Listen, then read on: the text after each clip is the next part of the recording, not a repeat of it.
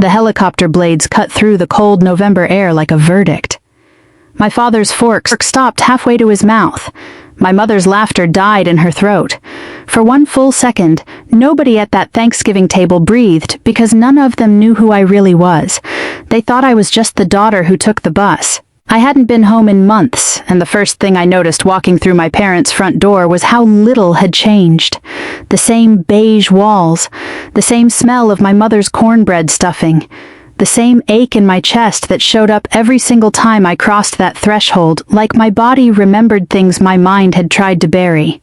I'd come straight from the airport still in plain civilian clothes, jeans, a gray sweater, no insignia, nothing that hinted at who I'd become. That was intentional. I'd learned a long time ago that showing up in uniform only invited questions I didn't want to answer at a dinner table where the real questions never got asked anyway. Madison arrived 20 minutes after me and the whole house shifted around her like gravity had changed direction. I heard the SUV before I saw it, that low, expensive purr crawling up the driveway. Brand new. Still had the paper plates. My father was out the door before she'd even parked, waving his arms like a man greeting a returning war hero. "There she is," he said loud enough for the neighbors. "Look at this thing. Look at this beauty." Madison stepped out in heels that probably cost more than my last month's rent, laughing at something Daniel said, flipping her hair like she was walking a runway instead of a gravel driveway in Ohio. My mother was already at the door, hands pressed to her chest, eyes shining. "Robert helped with the down payment," she announced to the room, to me, to nobody in particular, like it was information I needed and hadn't asked for. Wasn't that generous of him? I said it was. I meant it mostly. I've never begrudged Madison the things she has.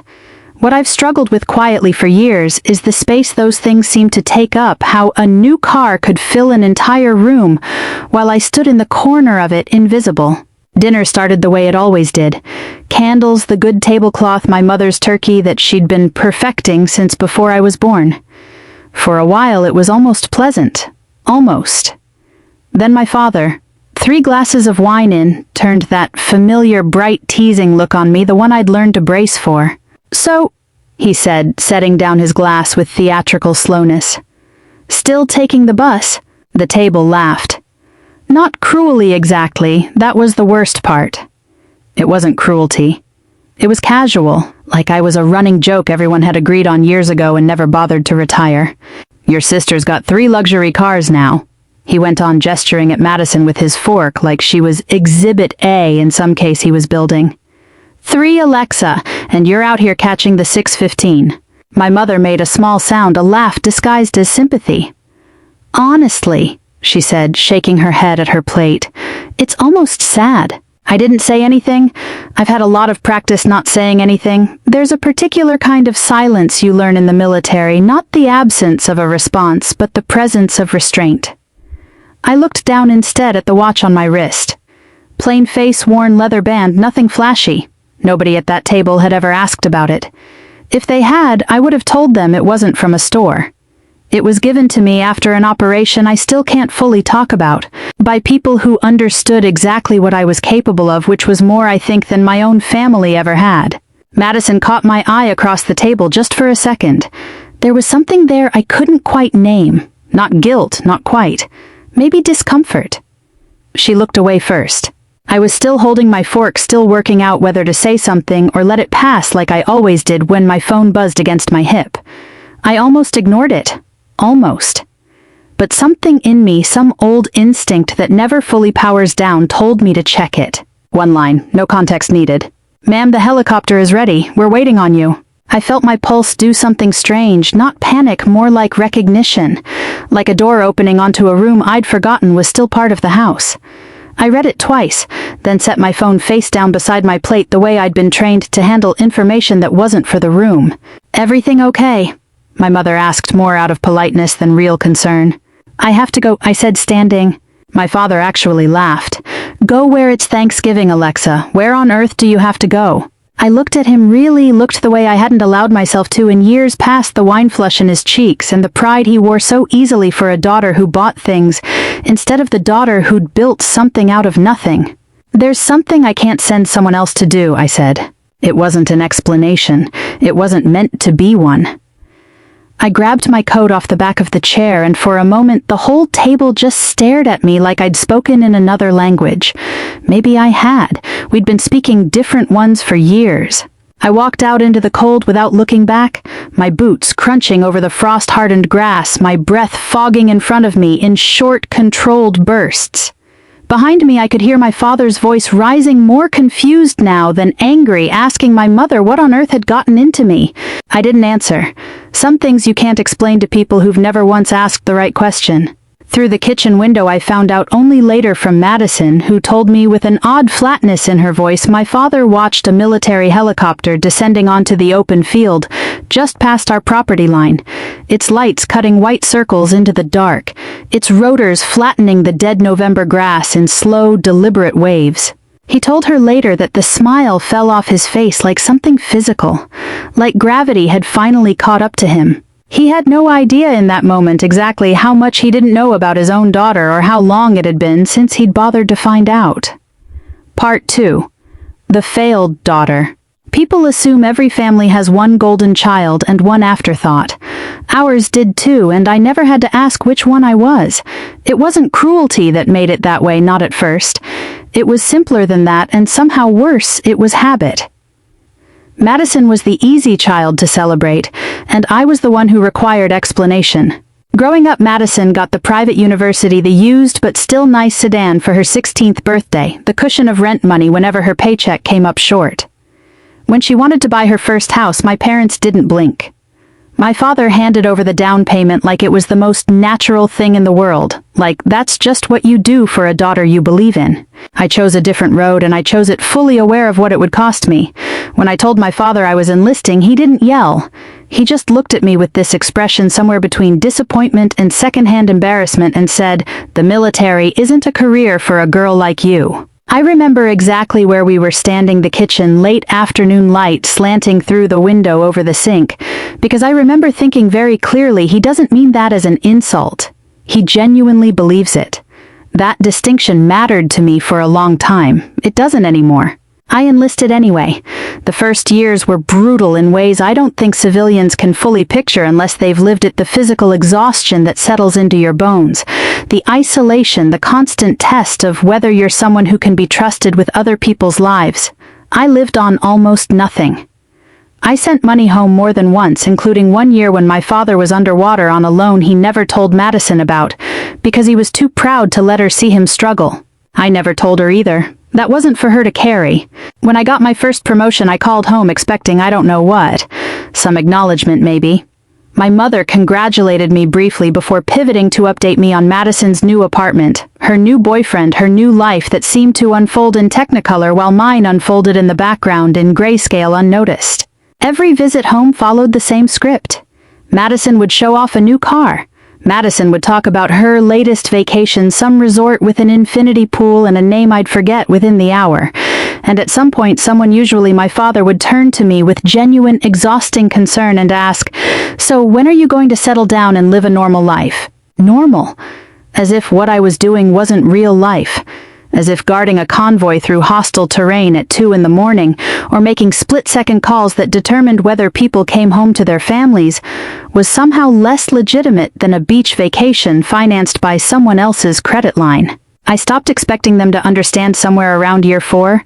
That wasn't bitterness, or it wasn't only bitterness. It was more like acceptance, the same slow acclimation you go through with any loss. I came to understand that my parents didn't hate me. That would have almost been easier in a strange way, because hate at least requires attention. What I understood eventually was quieter and harder to sit with. They had simply never learned to value me. Not because I hadn't earned it, because they'd never developed the eyes to see it. There was a mission years back that I still think about more than I let on. We were pinned down, exposed, and I made a call that most people in my position wouldn't have made, a call that got 4 soldiers home, who otherwise might not have made it. Afterward, my commanding officer sat me down and told me plainly that I was being considered for something bigger, a specialized unit.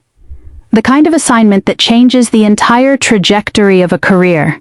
I never told my family, not because I didn't want to share it, some small stubborn part of me wanted to badly, But I knew exactly how that conversation would go. I could hear it before it happened, my father's voice already halfway to the only question that ever really mattered to him. Does it pay well? That was it. That would have been the whole conversation. Not, are you safe? Not, are you proud of yourself? Not even, what does that mean? Just money, always money. The currency my family used to measure whether a life counted for something. So I kept it to myself. I let them believe what they wanted to believe, that I was still just their daughter with the modest job and the modest apartment, and the bus pass quietly failing to keep up with her sister. It was easier than watching them fail to understand something that mattered enormously to me. I told myself that not needing their validation was its own kind of strength. Some days I even believed it. I was back at my apartment on base, still turning that Thanksgiving dinner over in my mind. Robert's laugh, my mother's little sympathetic sound, the particular sting of being reduced again to a punchline about public transportation when my phone rang. It wasn't the helicopter crew this time. It was Colonel Thomas Reed, and something in his voice even before he said a word beyond my name told me this call was different from every other call that had come before it. "Warren," he said, "you've been selected for something. Direct tasking connect straight up to the Department of Defense. I need you to listen carefully because once I tell you this, there's no unhearing it." I sat down slowly on the edge of my bed, the same watch from Thanksgiving still on my wrist, and for the first time in a long time, I felt the two halves of my life, the one my family saw and the one I actually lived, pull sharply, unmistakably apart. I flew back to base the next morning, and by the time I stepped off that plane, Thanksgiving already felt like something that had happened to a different version of me. That's the strange thing about living two lives. The switch isn't gradual. It's instant, like stepping through a doorway, and on the other side of it, nobody's laughing about bus routes. If my family could have seen me that week, they wouldn't have recognized what they were looking at. I wasn't the quiet, unremarkable daughter they'd built in their minds over the years. I was standing in briefing rooms, making decisions that mattered, coordinating logistics that stretched across departments most civilians never even hear named. I held a position most people spend an entire career trying to reach, and I'd been trusted specifically, with an assignment tied directly to national defense. That helicopter on Thanksgiving night hadn't come to whisk me off somewhere glamorous. It came because there was a window of maybe 6 hours to move on something urgent, and I was one of a handful of people cleared to make the call. While my father was probably still telling the story of my dramatic exit to anyone who'd listened, spinning it, I imagined, into something about my flakiness rather than my duty. I was in a secure room doing the actual work of the life he'd never bothered to ask about. He called me twice that week. The first time he was angry, the kind of performative anger that's really just embarrassment wearing a louder mask. "You made me look like a fool in front of Madison and Daniel," he said, not even bothering with a hello first. Walking out like that. What was I supposed to tell people? I didn't argue with him. I've found over the years that arguing with my father is like arguing with weather. It doesn't change anything, it just gets you wet. I let him finish, and when he was done, I said the only thing that felt true. "You never needed to know what I do to be proud of me. You just never asked." There was a pause on the line longer than I expected. For a second, I thought maybe something had shifted. Then he sighed, the sound of a man choosing not to hear something, and changed the subject to whether I'd be home for Christmas. I told him I'd let him know. I hung up first, which I never used to do. Back on base, Colonel Reed pulled me into his office for what I assumed would be a routine briefing. Instead, he told me I was being considered for a leadership position that would put me in charge of an entire team, the kind of role that doesn't come around twice, the kind that would have made my younger self, the one standing in that kitchen being told the military wasn't for a girl like her, want to laugh out loud at the irony. "Before any of that moves forward," he said, sliding a folder across his desk, "you're going to want to deal with this first." I opened it, expecting paperwork. What I found instead made my stomach drop in a way very few things manage to anymore. It was documentation tied to a piece of property land my grandfather had left, specifically to me, a piece of inheritance that had sat quietly in the background of my life for years. Something I'd never touched, never needed, never even thought much about beyond knowing it was mine. According to the folder, my father had been quietly working to sell it. I read through the papers twice slower the second time because I needed to be certain I wasn't misreading something. I wasn't. Ownership had been transferred, not to a buyer, to Madison. I sat there for a long moment, the folder open on my lap, feeling something I hadn't felt in years. Not the dull, familiar ache of being overlooked, but something sharper, more specific. Betrayal has a particular temperature. It runs colder than anger. I flipped to the last page where a signature was supposed to confirm my consent to the transfer. My signature. I stared at it for a long time, my thumb hovering just above the ink, comparing it, stroke by stroke, against the muscle memory in my own hand. It wasn't mine. The letters leaned wrong. The loop on the A was too wide, too rushed, the kind of mistake someone makes when they're copying a signature from memory, rather than watching a hand actually move. Somebody had forged it. And there were only a handful of people who would have had access to the original documents required to even attempt it. I closed the folder slowly, my hands steadier than I expected them to be, though something inside my chest was anything but steady. "Colonel," I said quietly, "I'm going to need a few days." He nodded like he already understood exactly what kind of few days those would be, not leave for rest, but leave for reckoning. I sat alone in that office long after he'd gone, the folder still resting on the desk in front of me, my own forged name staring back up at me in ink that wasn't mine. And for the first time since I was a teenager, standing in that kitchen being told what girls like me weren't cut out for, I let myself feel the full, undiluted weight of exactly what my family had been willing to take from me, quietly, calmly, without a second thought, the same way they'd always taken my silence for granted. I didn't call my father that night. I didn't call anyone. Anger, in my experience, makes terrible decisions on its own timeline, and I'd learned a long time ago that the smartest move in almost any situation is to slow down before you speak. So instead of picking up the phone, I picked up the folder again and I started reading everything in it like it was a mission briefing, because that's exactly what it had become. What I found over the following days wasn't just one forged signature, it was a pattern, and once I started pulling that thread, it kept unraveling. I learned, going back through old bank records I still had access to, that this wasn't the first time my contributions to this family had quietly disappeared from the story. For years, my father had a version of events. He told relatives, neighbors, anyone who'd listen, that Alexa never really helped out, that Alexa was too wrapped up in her own life to think about family. It wasn't true. It had never been true. I'd covered my mother's medical bills more than once back when her insurance came up short, and nobody else stepped in. I'd paid off a chunk of my father's debt during a rough stretch he never wanted Madison to know about. I'd sent money for a new roof after a storm tore through their street, and insurance dragged its feet for months. None of that had ever made it into the family narrative. My father had simply edited me out of my own generosity, and let Madison grow up believing I contributed nothing while she was the one who received everything. Madison, to her credit, started putting pieces together on her own.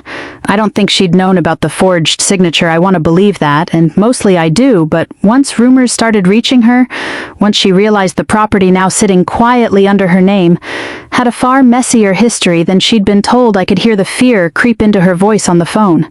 "Alexa, I didn't know," she said, and there was something almost childlike in how fast she said it, like she was 15 again, and caught doing something she couldn't undo. I swear I didn't know Dad did that. I believed her mostly, but belief and responsibility aren't the same thing, and I told her that gently, because some truths only land if you deliver them without a blade in your voice. Daniel, for his part, wanted the whole thing buried. I heard secondhand that he told Madison the smartest move was silence. Let it blow over. Don't rock the boat. Don't give Alexa a reason to escalate. It was such a predictable response from a man who'd built his entire identity around never having to answer for anything. But I wasn't interested in revenge in the way people usually mean it. I didn't want to watch my father lose everything. I wanted something harder to give someone, and harder to take the truth laid out plainly in a room where nobody could rewrite it afterward. I hired an attorney, a sharp, no-nonsense woman named Carol, who'd spent 20 years untangling exactly this kind of family mess. Together we built a file real, documented, undeniable. bank transfers, dates, the forged signature verified by an actual expert this time, not just my own eye. Every dollar I'd quietly sent home over the years, finally given a paper trail instead of living only in my memory. When I finally sat my parents down, I brought none of the anger I'd felt alone in that office. My father predictably got there first. "What is this?" he said, staring at the folder like it might bite him. "Are you seriously going to sue your own parents?" "No," I said. "I just want everyone in this room to look at what actually happened, not the version you've been telling people. What actually happened?" He called it revenge. Said I was trying to punish him, humiliate him, make him small in front of the family he'd spent his whole life trying to look good in front of. I didn't raise my voice. "Revenge would be wanting you to lose everything, Dad. I don't want that. I want you to stop saying I never did anything for this family." That silenced him, if only for a moment. Carol chose that exact moment to slide one more document across the table, something she'd uncovered digging into the financing behind Madison's third car. A detail that revealed my father hadn't been quite as honest about where that money had come from as he'd led everyone to believe. The room went completely still. My mother's hand froze halfway to her water glass. Madison's face drained of color. And my father, the man who once asked me laughing if I was still taking the bus, stared down at proof of his own dishonesty with an expression I'd never once seen on him before. For the first time in my life, my father had absolutely nothing to say. I decided not long after that meeting that I was done hiding who I actually was. For years, I'd let my family believe in a smaller version of me, mostly because it was easier than watching them fail to understand the real one. But I was tired of easier. Easier had cost me more than I think I'd ever let myself admit. There was a ceremony scheduled at base, a formal recognition event, the kind with folding chairs and flags, and a program printed on heavy cardstock, honoring a handful of us for work most people would never fully understand. Some of which still couldn't be discussed in detail even there. On a whim I hadn't fully examined, I put my parents' names on the guest list. They came expecting very little, I think. My mother told me later she assumed it would be a small gathering, some minor recognition for administrative work, the kind of thing you attend out of politeness and forget about by dinner. My father wore his good jacket, the one he saves for events he considers slightly beneath him but socially necessary. I watched them find their seats from across the room, still in plain clothes myself, blending into the crowd the way I always had at family functions. Then it was time, and I walked to the front in full dress uniform, every insignia in place, every year of service visible in a way I'd never once let them see up close. I watched my father's face change in real time. It wasn't dramatic, no gasp, no dropped jaw. It was quieter than that, and somehow more devastating. It was the look of a man doing math he'd never bothered to do before, recalculating in real time exactly who his daughter was. Colonel Reed spoke next, and he didn't hold back. He talked about missions I'd led, decisions I'd made under pressure most people never have, to face the trust command had placed in me, over years of proving again and again that I could be relied on when it mattered most. He wasn't performing. He meant every word, and the senior officers in that room nodded along like it was simply plainly fact. My father sat very still through all of it. I could see him working to reconcile the daughter he'd spent years quietly dismissing, the one who still took the bus, the one who never seemed to measure up to her sister's spreadsheet of accomplishments, with the woman standing at the front of that room trusted with things he couldn't begin to picture. Madison cried, not politely, not photograph-ready tears, but real ones, her shoulders shaking, one hand pressed over her mouth. Afterward, she told me that in that moment, sitting in that folding chair, she finally understood that nothing in her garage could ever be weighed against what I'd given up quietly for years while she was busy being celebrated for driving something new off a lot. After the ceremony, my father found me near the exit, away from the crowd, and for once he didn't lead with a joke or a comparison or anything designed to make himself look good. "I didn't know," he said. Just that, no preamble. "No," I said. "You never asked?" He tried to apologize properly, then fumbling through it in a way I'd genuinely never seen from him before, this man who always had an opinion, ready a joke, ready a story about Madison, ready. He had nothing rehearsed this time, and somehow that made it land harder than any polished apology could have.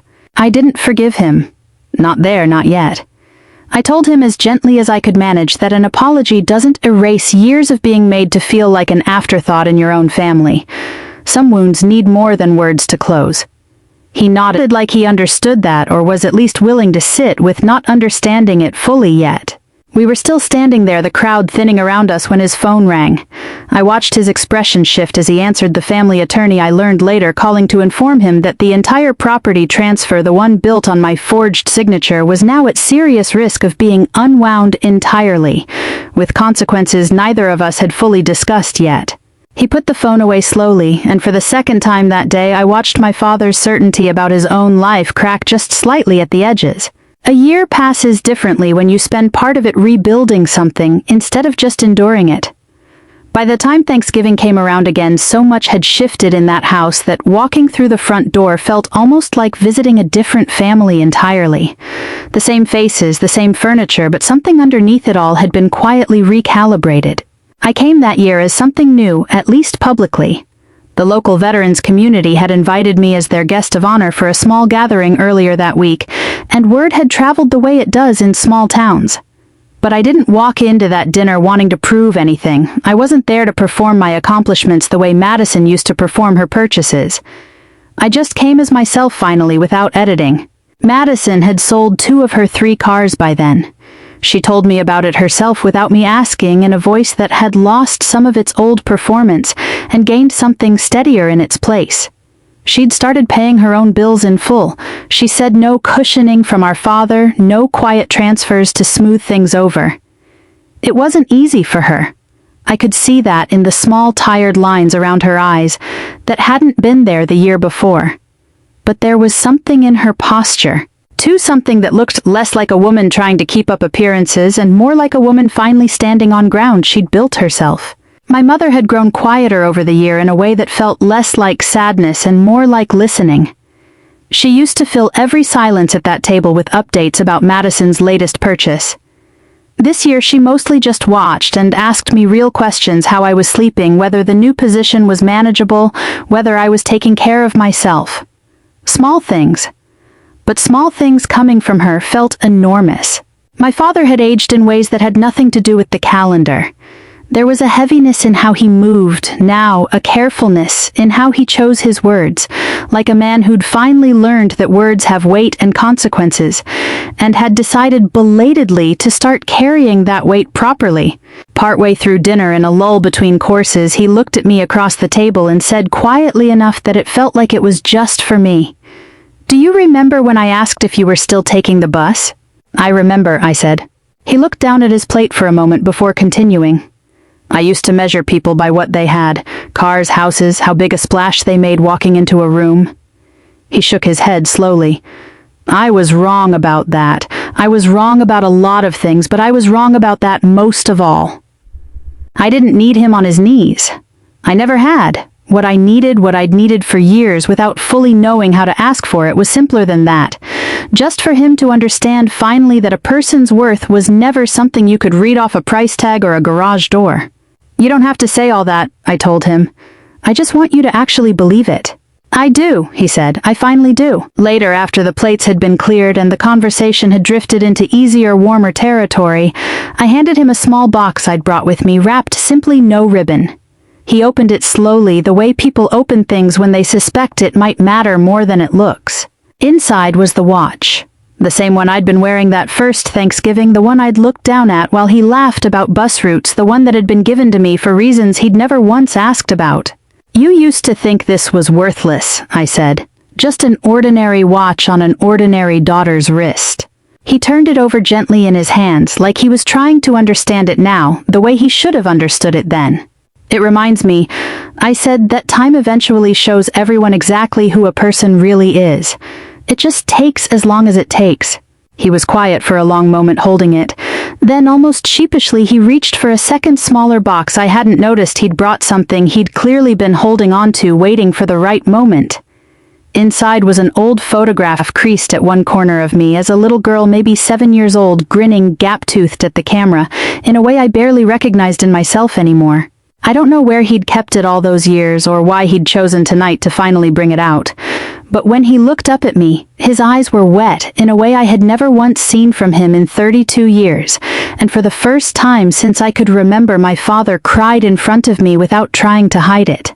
This last chapter isn't really about vindication, even though I know that's what a lot of people watching this might be waiting for. It's about something quieter than that, something harder to package into a satisfying ending, but truer, I think, to how real change actually happens in a family. I didn't come out of that year transformed into someone who needed to prove a point. I didn't buy a bigger car or a bigger house or start posting proof of my rank to anyone who doubted me. That kind of victory has always felt hollow to me, even when I imagine it. I stayed mostly exactly who I already was. I still walk when I can. I still take public transportation when it's convenient, not because it's all I can afford, but because it's simply how I choose to move through the world. That distinction matters more than people realize. One afternoon that spring, my father happened to be downtown when I stepped off a city bus near the courthouse, my bag slung over one shoulder in no particular hurry. He was crossing the street the other direction, and stopped when he saw me, genuinely surprised. Like some old reflex in him still expected the sight to mean something it no longer did. "You still take the bus," he said.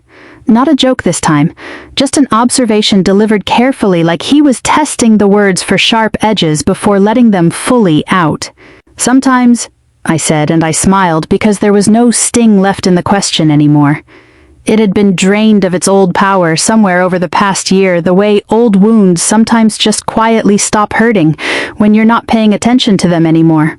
He laughed, then a real laugh, nothing performative about it. "I think I finally get it," he said. "Get what?"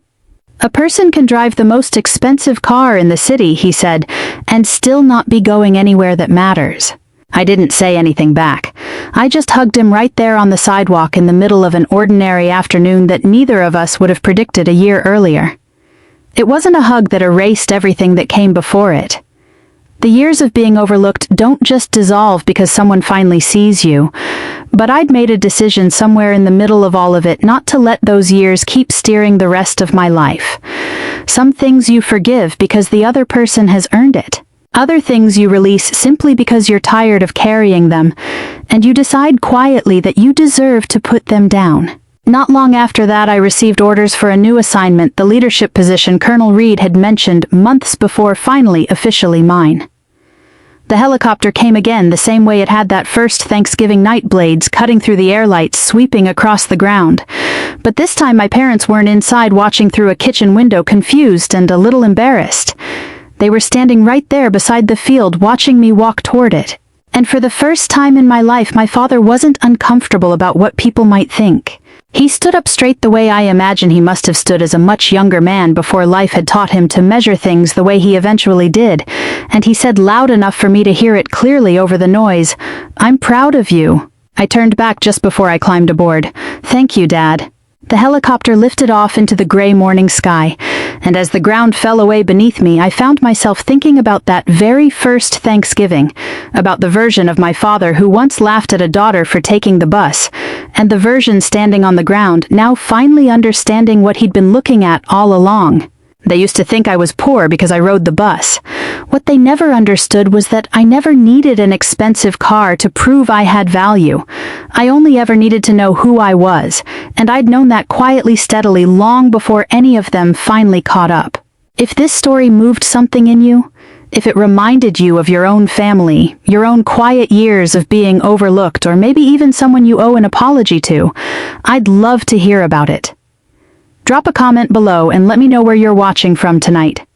We've got so many more stories like this one waiting to be told, so if you don't want to miss the next one, go ahead and subscribe. Let's keep this journey going together.